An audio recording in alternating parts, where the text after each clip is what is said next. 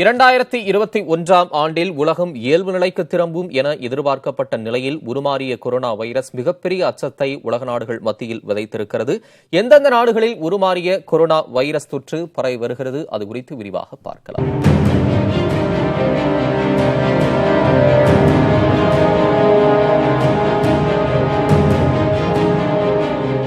பொதுவாக வைரஸ்கள் அந்தந்த இடத்திற்கு ஏற்றாற் போல உருமாற்றிக்கொள்ளும். வைரஸ் நம் உடலுக்குள் செல்லும் போது நோய் எதிர்ப்பு திறன் அதனை தடுக்க முயற்சிக்கும். அப்பொழுது வைரஸ் தன் தன்மையை மாற்றி அமைத்துக் கொள்ளும். இதேபோல தென்னாப்பிரிக்காவிலும் 501V2 என்கிற உருமாறிய வைரஸ் வேகமாக பரவி வருகிறது. இந்த வைரஸால் பாதிக்கப்படுவோர்களின் எண்ணிக்கையே அண்மை காலமாக அங்கு அதிகரித்து வருகிறது. உருமாற்றமடைந்த வைரஸ் அதிக வீரியம் கொண்டவையாக இருப்பதாக மருத்துவர்கள் கூறுகின்றனர். கொரோனா பாதித்தவர்களின் பட்டியலில் உச்சத்தில் இருக்கும் அமெரிக்காவிலும் இந்த உருமாற்றமடைந்த கொரோனா வைரஸ் பரவி இருப்பது உறுதி செய்யப்பட்டுள்ளது. உருமாறிய கொரோனா வைரஸ் அச்சத்தை விதைத்திருக்கும் நிலையில் இது குறித்த விளக்கங்களை தருவதற்காக மருத்துவ நிபுணர்கள் இருவர் நம்மோடு இணைகின்றனர். கீழ்ப்பாக்கம் அரசு மருத்துவமனையில் இருந்து இணைகிறார் மருத்துவர் திரு பரந்தாமன் மற்றும் மருத்துவர் திருமிகு லில்லிராணி ஆகியோர் நம்மோடு இணைகின்றனர். மருத்துவர்கள் இருவருக்கும் வணக்கம். முதல்ல டாக்டர் பரந்தாமன், இந்த உருமாறிய கொரோனா வைரஸ் உலக நாடுகளிடையே ஒரு பெரிய அச்சத்தை ஏற்படுத்தி இருக்கு. பொதுவா வைரஸினுடைய தன்மை அப்படிங்கிறது உருமாறிக்கொண்டேதான் இருக்கும், அது இயல்பானதுதான், மியூட்டேட் ஆகிட்டே இருக்கும். 4000 வகையில் அது ஆகும் அப்படிங்கிறது அறிவியல் பூர்வமா நமக்கு கிடைத்திருக்கக்கூடிய ஒரு தகவல், ஒரு செய்தி. ஆனா இப்ப இந்த உருமாறிய கொரோனா வைரஸுக்கான அச்சம்ங்கிறது ரொம்ப அதிகமா இருக்கு. அந்த அளவுக்கு அது இப்போ கொரோனா வைரஸ் வைரஸுடைய ப்ராப்பர்ட்டி என்னன்னாக்கா அதோடைய தன்மை மாறிக்கிட்டே இருக்க வேண்டியது தான் அதோடைய தன்மை. அது அதே மாதிரி நம்ம கொரோனா வைரஸுக்கு ஒன்றும் ஒரு எக்ஸப்ஷன் கிடையாது, அதே மாதிரி அதோட தன்மையை மாறிட்டு இருக்கு. பட் இப்போ என்னன்னாக்கா இதோடைய அந்த தன்மை மாறின வைரஸ் ரொம்ப ஹைலி இன்ஃபெக்ஷியஸாக இருக்குது. அதாவது தொற்று தன்மை ஜாஸ்தியாக இருக்குது. அது பழைய கொரோனா வைரஸோட விட இப்போ புதுசாக வர வேரியண்ட்டு அந்த ஒரு மாற்றமடைந்த ஒரு கொரோனா வைரஸ் இந்த பரவற தன்மை ஜாஸ்தியாக அதிகமாக ஏற்பட்டிருக்கு. ஆனால் சிவியரிட்டி கொஞ்சம் குறைஞ்சிருக்கு. இப்போ இப்போ நம்மளே கூட நம்ம சரி கிளினிக்கல் ப்ரெசன்டேஷன்லேயே ப்ரீவியஸாக இருந்தப்போ பேஷண்ட் ரொம்ப சிவியராக சிக்காக வந்தாங்க. இப்போ வரவங்க அவ்வளோ சீரியஸாக வர்றதில்லை. ஸோ இங்கேயும் வேரியன்ஸ் இருக்கிறதுக்கு வாய்ப்பு இருக்குது. ஆனால் அந்த இப்போ வர அங்கே கண்டுபிடிக்க பிரிட்டனில் கண்டுபிடிக்கிற அந்த B117 வைரஸ் வீரியத்தன்மை அதையே மெயின்டைன் பண்ணுதா இல்லை குறைதான்றது நமக்கு தெரிய வரும். இல்லை, ஆனாலும் சில உலக நாடுகளில் இதனுடைய வீரியம் அதிகமாக இருக்கு, தொற்று பரவல் அதிகமாக இருக்கக்கூடிய நிலைக்கும் அதனுடைய வீரியம் அதிகமாக இருக்கு. அதனால இது ரொம்ப நம்ம கவனமா இருக்கணும்.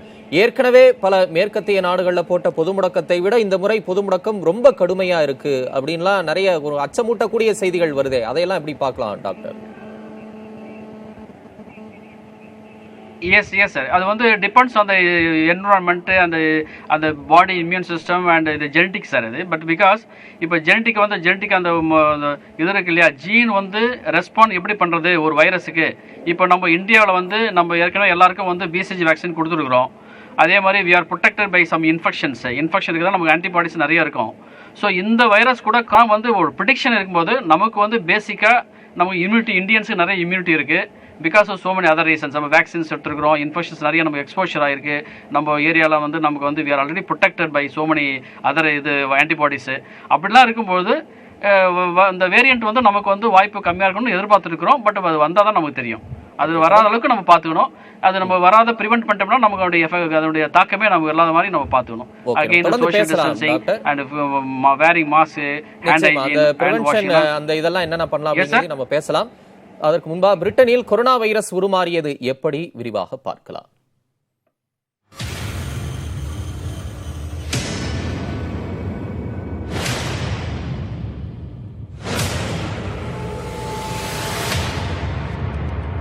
கண்ணுக்கே தெரியாமல் ஆட்டிப்படைத்து வரும் கொரோனா தொற்று தற்போது புது அவதாரம் எடுத்துள்ளது. உருமாறிய கொரோனா வைரஸானது மிக வேகமாக அதிகமானோருக்கு பரவும் தன்மை கொண்டது என்பதாலேயே உலக நாடுகள் இதனை கண்டு அச்சமடைந்துள்ளனர். பொதுவாக வைரஸ் என்றாலே சூழலுக்கு ஏற்றவாறு தகவமைத்துக் கொள்ளும் திறன் வாய்ந்தது.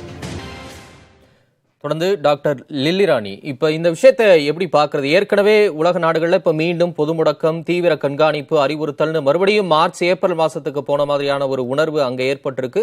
மறுபடியும் இங்கேயும் அதே போன்ற ஒரு உணர்வு ஏற்பட்டிருக்கிறத பார்க்க முடிகிறது. இந்த புதுவகையான கொரோனா வைரஸ்னால என்ன விதமான நெருக்கடிகள் நமக்கு ஏற்படும் இந்த சமுதாயத்துக்கு, மனித சமுதாயத்துக்கு எப்படி பார்க்கலாம்? வணக்கம் சார். ஆக்சுவலா அந்த positivity rate for the COVID-19 வந்து இப்ப ரொம்ப குறைஞ்சிருக்கு நமக்கு. ஸோ இப்பதான் நம்ம வந்து கொஞ்சம் ரிலாக்ஸ் ஆனோம். இல்லை லாக்டவுன் ரிலீஸ் ஆகி பப்ளிக்லாம் வந்து அவங்களோட நார்மல் லைஃப்க்கு வந்து செட்டில் ஆகிருக்கும் போது இப்போ இந்த உருமாறிய மரபணு மாற்றம் பெற்ற SARS-CoV-2 வைரஸ் யூகேல கண்டுபிடிச்சிருக்கு. ஸோ ஒரு கண்ட்ரி பேண்டமிக்னாலே பல நாடுகளை அட்டாக் பண்றதுக்கு பேர் தான் பேண்டமிக். ஆல்ரெடி நம்ம we are in the pandemic of the SARS-CoV-2 virus. So இது ஒரு கண்ட்ரில செட்டில் ஆகும்போது இன்னொரு கண்ட்ரில பாத்தீங்கன்னா அது உருமாற்றம் அடைஞ்சிருக்கு. ஸோ இது குளோபலைசேஷன் வந்து இந்த பை ஃபிளைட் எல்லாமே நம்ம ஒரு கண்ட்ரில இருந்து இன்னொரு கண்ட்ரிக்கு டிராவல் பண்ணும்போது இந்த பேண்டமிக் வந்து it will spread easily. So இப்போ யூகேல இருந்து இப்போ நமக்கு வந்து ஸோ நம்ம கவர்மெண்ட் வந்து எல்லா flight international flight to and fro to UK வந்து இதுதான் ஃபர்ஸ்ட் நமக்கு வந்து வேணும். இது வந்து யூகேல மட்டும்தான் இருக்கா இல்ல மற்ற கண்ட்ரிலயும் இந்த மாதிரி உருமாறிய வைரஸ் இருக்கா, எப்ப வரும் என்ன வரும்னு யாருக்கும் தெரியாது. So we have to be on safer side. இந்த மாதிரி டிராவல் எல்லாம் இந்த இன்டர்நேஷனல் ஏர் ஃபிளைட் இதெல்லாம் வந்து நம்ம ஸ்டாப் பண்ணிக்கிறது நமக்கு நல்லதுதான். ஏற்கனவே 1 year we have lost and economically as well as so many aspects. So இதை வந்து ஃபர்ஸ்ட் நம்மளோட பார்டர்ஸ் நம்ம செக்யூர் பண்ணிக்கிறது நல்லது. இந்த ஃபிளைட் எல்லாம் இன்டர்நேஷனல் ஃபிளைட் எல்லாம் ஸ்டாப் பண்றது ஃபர்ஸ்ட் ஸ்டெப். ஏன்னா அங்கதான் இப்ப வந்து நம்ம கண்டுபிடிச்சிருக்கோம். நம்ம இந்தியாவில வந்து இந்த வைரஸை நம்ம இன்னும் அந்த அளவுக்கு கண்டுபிடிக்கல. ஸோ அது ஒரு ஃபர்ஸ்ட் ஸ்டெப். அண்ட் வைரஸ் வந்தாலுமே நம்ம அந்த ஏர்போர்ட்ல வந்துட்டவங்களுக்கு எந்த கண்ட்ரில இருந்து வரவங்களுக்கு எப்படி இருக்கும், எப்ப எந்த ஸ்டேஜ்ல வரும்னு தெரியாதுன்றதுனால நம்ம RT-PCR டெஸ்ட் அந்த எல்லா ஏர்போர்ட்லும் கண்டிப்பா வர எல்லா பேசஞ்சர்ஸ்க்கும் நம்ம கண்டிப்பா பண்ணணும். If they found to be பாசிட்டிவ்னா அவங்கள 14 days இன்ஸ்டிடியூட் குவாரண்டைனுக்கு, நெகட்டிவா இருந்தா ஒரு 7 days ஹோம் ஐசோலேஷன்ல வைக்கலாம். அது ஒரு ஸ்டெப். இன்கேஸ் வந்துட்டாலும் நம்ம வந்து என்ன பண்ண முடியும், இதே நமக்கு என்ன நடந்திருக்கு சோஃபார் வந்து ட்ரக்ஸ் ட்ரீட்மெண்ட் வந்து இந்த வைரஸ் கண்ட்ரோல் ஆகிறதுக்கு நிறைய டைம் எடுத்தது. அது வரைக்கும் கம்யூனிட்டி ஸ்ப்ரெட்டை தடுக்கிறதுக்கு நம்ம வந்து இந்த social distancing, frequent hand hygiene, wearing of mask, இது 3 தான் வந்து நமக்கு வந்து நம்ம கண்ட்ரில நிச்சயமா அது நீண்ட காலமா நம்ம பார்த்துட்டு இருக்கோம். இப்ப அரசு செய்திருக்கக்கூடிய நடவடிக்கைகள், முன்னெடுப்புகள் பற்றி நீங்க குறிப்பிட்டீங்க. இதுல இன்னும் ஒரு கூடுதலா என்ன சந்தேகம் வருதுன்னா, இப்ப நள்ளிரவு முதல் பிரிட்டன்ல இருந்து வரக்கூடிய விமானங்களுக்கு தடை விதிக்கப்பட்டிருக்கு. ஆனா செப்டம்பர்லயே இந்த மாதிரியான உருமாறிய கொரோனா வைரஸ் வந்து அதிக அளவுல பரவ ஆரம்பிச்சிருச்சு அப்படின்னு சொல்லப்படுது. மேற்குலக நாடுகள்ல இதனுடைய தாக்கம் அப்பயே ஆரம்பிச்சிருச்சுன்னு சொல்லப்பட்ட நிலையில நள்ளிரவு தான் நம்ம அந்த விமான போக்குவரத்துக்கான சேவை நிறுத்தி இந்த தீவிரத்தை வந்து கண்காணிக்க நிறைய சோதனைகள் செய்வதற்கு ஆரம்பிச்சிருக்கோம். செப்டம்பர்லயே ஆரம்பிச்சிருச்சு அப்படின்னா அது சமூக பரவல் ஆயிருக்குமா, இல்ல இங்க வேற என்ன விதமான ஒரு பரவல் இருக்கும்னு கணிக்கிறீங்க டாக்டர்? ஆக்சுவலா இது வந்து நம்ம ஐடென்டிஃபை பண்ணணும் சார், எப்ப எந்த வைரஸ் உருமாகும்ன்றது. ஜஸ்ட் லைக் இந்த RT-PCR ரொட்டீனா நம்ம பண்ணிட்டு இருக்கிற டயக்னோசிஸ்க்கு பண்ணிட்டு இருக்கிற RT-PCR டெஸ்ட்ல வந்து இந்த வைரஸ் உருமாற்றத்தை நம்மளால கண்டுபிடிக்க முடியாது. இந்த whole sequencing of the virus, அந்த வைரஸோட ஜீனோமை நம்ம ஃபுல்லா சீக்வன்ஸ் பண்ணும் போதுதான் அதுல வந்து ஏதாவது மாறுதல் இருக்கான்றதை கண்டுபிடிக்க முடியும். ஸோ அது வந்து எக்ஸ்டென்சிவா எல்லா கண்ட்ரிலையும் பண்ணாதான் அந்த வைரஸ் உருமாற்றம் ஆயிருக்குதான்றதே நம்மளால கண்டுபிடிக்க முடியும். ஸோ ஏதோ இப்ப அசம்ஷன் வந்து இப்ப ஒரு ஏரியால அதிகமா பரவிட்டு இருக்குதுன்னு தெரிஞ்சதுனாலதான் அதை இன்டென்சிவா ஸ்டடி பண்ணும் போது அந்த மியூட்டேஷன் அங்க நடந்திருக்கு, அதனாலதான் இந்த ரேபிடா ஸ்ப்ரெட் ஆகுதுன்றதை கண்டுபிடிக்கும். ஸோ இந்த ஜீன் சீக்வன்சிங் ஆஃப் வைரஸ் வந்து எல்லா கண்ட்ரிலையும் நல்லா எக்ஸ்டென்சிவா பண்ணணும். Apart from diagnosing by RT-PCR, we have to do gene sequencing of the virus in all countries in the world. So அப்பதான் வந்து நம்ம இதை ஏர்லியா பிக் பண்ணிட்டு அதோட கண்டெய்ன்மெண்ட் லெவலையோ நம்ம ஸ்டாப் பண்றது, பார்டர்ஸை க்ளோஸ் பண்றதோ, இந்த டிரான்ஸ்போர்ட் ஏர் டிராவலை ஸ்டாப் பண்றதோ பண்ணாதான் ஒரு கண்ட்ரில இருந்து இன்னொரு கண்ட்ரிக்கு போகாம எல்லா கண்ட்ரியும் சேஃபா இருக்கும். டாக்டர் பரந்தாமன், இப்ப இந்த புதுவகையான கொரோனா வைரஸுக்கான அறிகுறிகள் அப்படின்னு ஏதாவது இதுவரைக்கும் கொரோனா வைரஸுக்கு இருக்கிற அறிகுறிகளா இருக்குமா, இல்ல அதுல இருந்து ஏதாவது வேறுபடுமா? இந்த புதிய வகையை வந்து ஒரு சாமானிய மக்களோ இல்ல மற்றவர்கள் தெரிந்து கொள்வதற்கான அறிகுறிகள் ஏதாவது இருக்கா, இல்ல வேறுபட்டு இருக்கிறதா, எப்படி பார்க்கலாம்?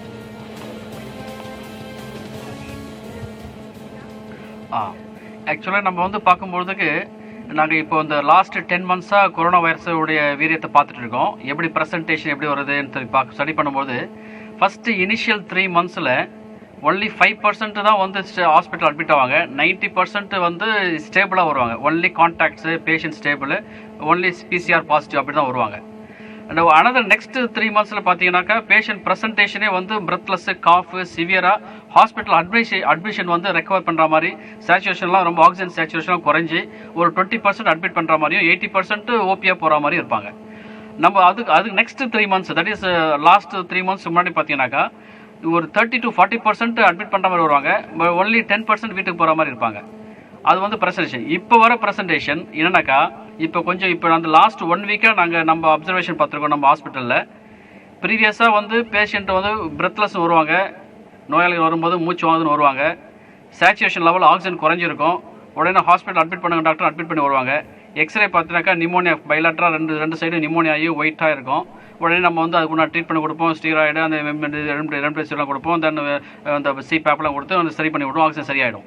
இப்போ ஆஃப் லேட் இந்த லாஸ்ட் 1 week-ஆ நாங்கள் என்ன பார்க்குறோம்னு சொன்னாக்கா பேஷண்ட் வந்து பிரெத்லெஸ் வராங்க, ஆக்சிஜன் லெவல் குறைஞ்சிருந்துச்சு, 80-லாம் வந்துட்டு 78-லாம் வருது. ஆனால் எக்ஸ்ரே வந்து ஹாஸ்பிட்டல் அட்மிட் உடனே எக்ஸ்ரே எடுத்து பார்த்தோன்னா எக்ஸ்ரே நார்மலாக இருக்குது. இப்போ ரொம்ப இது வித்தியாசமாக தெரியுது. யூஸ்வலாக 80 சேச்சுரேஷன் வரும்போது 98 to 100 இருக்கணும் சேச்சுரேஷன், 98-லேருந்து 100 வரைக்கும் இருக்கணும் சேச்சுரேஷன். அது வந்து 80 வரும்போது யூஸ்வலாக நம்ம எக்ஸ்ரேல வந்து அந்த நிமோனியான்ற ஒரு அந்த சளி வந்து தெரியும், வந்து எக்ஸ்ரே. இப்போ மருந்து கொடுத்தோம்னாக்கா உடனே நம்ம பழைய ரொட்டீன் புரோட்டோகால் பிரகாரம் நம்ம ரெம்டெசிவிர் ஆன்டிவைரல் கொடுப்போம், ஸ்டீராய்டு கொடுப்போம், அந்த ஆன்டிகோயாகுலன்ஸ் கொடுப்போம், ப்ளஸ் சிபேப்னு வென்டிலேட்டர் வச்சு கொடுப்போம். அது வச்ச உடனே பேஷண்ட் நல்லா இம்ப்ரூவ் ஆகிறாங்க, அவுட்கம் நல்லா இருக்குது. அதாவது டெத் ரேட்டும் ரொம்ப சிக்னிஃபிகண்டாக குறைஞ்சிச்சு. இப்போ வர ப்ரெசன்டேஷன் வித்தியாசமாக இருக்க தவிர பட் சீரியஸாக வரதில்லை, நமக்கு மார்டாலிட்டி ரொம்ப டெத் ரேட்லாம் ரொம்ப குறைஞ்சிருச்சு. அதனால நம்ம ஒன்றும் அதை வந்து இது பண்ணி தேவையில்லை. பட் வந்து we are seeing the difference in the presentation. Yes sir.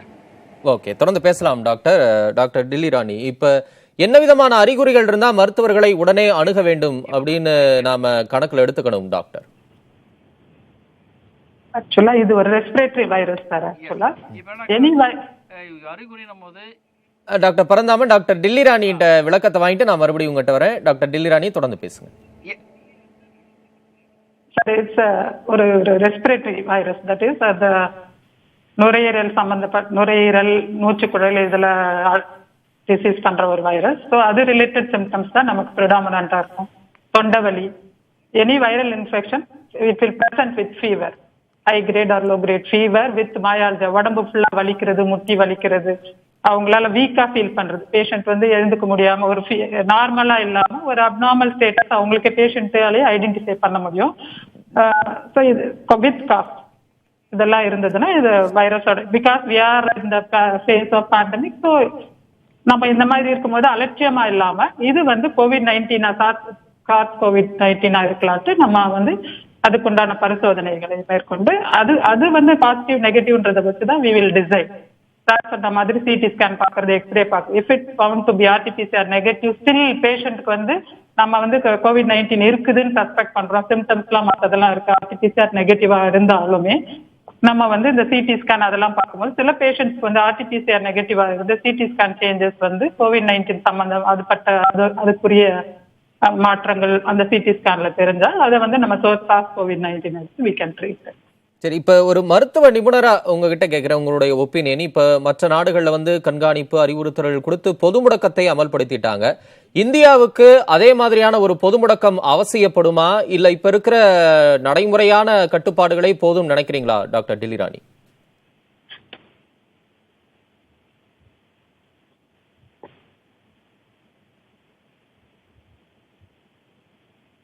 Doctor இணைப்புல இருக்கீங்க? டில்லி ராணி மேடம் இணைப்புல இருக்கீங்க? சார் கேட்கல, நீங்க சொன்னது கேட்கல. ஆக்சுவலா இப்ப மேற்கத்திய நாடுகள்ல வந்து பொது முடக்கம் வரைக்கும் போயிருக்கு, நிறைய அறிவுறுத்தல்கள் கண்காணிப்புகள் இருக்கு. நம்ம நாட்டிலையும் இப்ப அதே மாதிரி இந்தியாவில கண்காணிப்பு அறிவுறுத்தல்கள் கொடுத்திருக்கிறாங்க. ஒரு மருத்துவ நிபுணரா இங்க பொது முடக்கம் தேவை அவசியப்படும் அப்படின்னு நீங்க நினைக்கிறீங்களா, கருதுறீங்களா? ஏன்னா இதனுடைய பரவல் தன்மை வந்து ரொம்ப அதிவேகமா இருக்கிறதுனால அது தேவைப்படும் அப்படின்னு கணிக்கிறீங்களா? இப்ப நம்மளோட பாசிட்டிவிட்டி ரேட் வந்து அந்த அளவுக்கு போகல சார். சோ நம்ம வந்து இதை உடனே டிசைட் பண்ண முடியாது. we have to observe. நம்ம வந்து அந்த முக்கியமா வந்து இது ஐ மீன் யூகேல மற்ற வெளியில இருந்து வர்றது இந்த வைரஸ் இந்த வேரியன்ட் வந்து வெளியில இருந்தா வருது. உள்ள இந்தியால வந்து இன்னும் அவ்வளவு வந்து கேசஸ் நமக்கு அந்த வைரஸால கண்டுபிடிக்கல நம்ம. சோ இப்ப வந்து இன்டென்ஸ் சர்வேலன்ஸ் பண்ணணும். நிறைய பேஷண்ட்ஸ்க்கு எடுத்து நம்ம வந்து டெஸ்ட் பண்ணி பார்க்கும் போதுதான் அந்த மாதிரி வைரஸ் வந்திருக்கா நமக்குன்னு தெரிஞ்சு, இல்ல ஒரு இடத்துல அது அளவுக்கு அதிகமா பாசிட்டிவிட்டி ரேட் வருது ஏதோ ஒரு கண்ட்ரிலயோ ஒரு ஸ்டேட்லயோ, நம்ம சர்வேலன்ஸ் நிறைய பேஷண்ட்டுக்கு நிறைய சாம்பிள் எடுத்து டெஸ்ட் பண்ணும் போது அந்த வைரஸை நம்ம கண்டுபிடிச்சோம்னா தான் அந்த வேரியன்ட் வந்தாதான் சார் இதெல்லாம் நமக்கு தேவைப்படும். அதர்வைஸ் நம்ம வந்து அந்த ஸ்டேஜ் எல்லாம் கிராஸ் பண்ணி கம்ஃபர்டபுள் ஜோன்ல தான் இருந்துட்டு இருக்கிறோம். நம்ம பாசிட்டிவிட்டி ரேட் ஓவரால் இந்தியா வந்து நல்லா குறைஞ்சு நல்லா தான் இருந்துட்டு இருக்கு. சோ அந்த வைரஸ் வந்து இங்க வந்து நமக்கு தாக்கத்தை ஏற்படுத்துதான்றத நம்ம பார்க்கணும். அது நம்ம கிட்ட ஸ்ப்ரெட் வந்துடுச்சு, ஸ்ப்ரெட் ஆகுதுன்னும் போதுதான் நமக்கு அந்த பொழுது முடக்கம் அதெல்லாம் பத்தி யோசிக்கணும். பட் நம்ம வந்து அலர்ட்ல தான் சார் இருக்கணும். India is on high alert தான். ஓகே, நீங்க மக்களுக்கு கொடுக்கக்கூடிய வேண்டுகோள் அறிவுறுத்தல்கள்னா என்ன டாக்டர் டில்லிராணி? சுருக்கமா இப்போதைக்கு வந்து நம்ம அந்த பொது முடக்கத்தை நீக்கிட்டோம், எல்லாரும் வெளியில போறோம் வரோம் எல்லாம் பண்றோம், கம்ஃபர்டபுளா தான் சோஃபார் போயிட்டு இருக்கு வித் த ப்ரிகாஷன். அந்த ப்ரிகாஷன்ஸ் வந்து still we have to continue. இந்த சோசியல் டிஸ்டன்சிங் மெயின்டைன் பண்றது, மாஸ்க் போட்டுக்கிறது, ஃப்ரீக்வெண்ட் ஹேண்ட் ஹைஜீன் பண்றது, சோசியல் கேதரிங் எல்லாம் ரொம்ப அவாய்ட் பண்றது, இதெல்லாம் இருக்கணும். முக்கியமா இந்த வெளிநாட்டுக்கு போறது அது இதெல்லாம் கொஞ்சம் வந்து இப்ப நம்ம ஸ்டாப் பண்ணி வச்சுட்டு இருந்தாலே நல்ல முன்னேற்றம் இருக்கும் சார். நன்றி டாக்டர் பரந்தாமன். இப்ப தடுப்பூசி போட்டுக் கொண்டாலும் இந்த மாதிரியான ஒரு தொற்று மறுபடியும் வருது அப்படிங்கிற ஒரு அச்சமூட்டக்கூடிய ஒரு செய்தி இருக்கு. அப்ப இன்னும் ஒரு மருத்துவ ரீதியா நம்ம போய் சேர வேண்டிய இடம் இருக்கு அப்படிங்கிறதுனால மக்கள் தங்களை தாங்களே காத்துக்கொள்வதுதான் இந்த தருணத்துல சரியா இருக்கும். அப்படி மக்களுக்கு நீங்கள் சொல்லக்கூடிய விஷயங்கள்னா எதையெல்லாம் குறிப்பிடுவீங்க இந்த கொரோனா வைரஸ்ல இருந்து நம்ம தள்ளி நிக்கிறதுக்காக சுருக்கமா? சுருக்கமா சொல்ல போனாக்கா வந்து நம்ம வந்து மெயினாக வந்து சோஷியல் டிஸ்டன்சிங் மெயின்டைன் பண்ணணும். ஏன்னா வந்து வைரஸ் வந்து டிஃப்ரெண்ட் வேரியன்ட் வந்துகிட்டே இருக்கும். இப்போ ஒரு வேரியன்ட் வந்து இப்போ B117 வந்திருக்கு. நெக்ஸ்ட் பார்க்கும்போது டிஃப்ரெண்ட் மியூட்டேஷன் வரும், டிஃப்ரெண்ட் பிஹேவ் பண்ணும். ஸோ அதனால் இந்த வைரஸ் தெரிஞ்சு போச்சு, இந்த மாதிரி தான் இந்த ஹைலி இன்ஃபெக்ஷன்ஸ் தெரிஞ்சு போச்சு. அதனால் நம்ம அதை வந்து ப்ரொடெக்ட் பண்ணணும். இது த்ரூ அவுட் நம்ம ப்ரொடெக்ட் பண்ணிக்கணும். ஃபஸ்ட்டு வந்து சோஷியல் டிஸ்டன்சிங் மெயின்டைன் பண்ணணும். செகண்ட் வந்து wearing mask all the time. Only வீட்டில் இருக்கிறத தவிர்த்து வெளியே போனாலே மாஸ்கோடு தான் போகணும். Mask compulsory you have to where.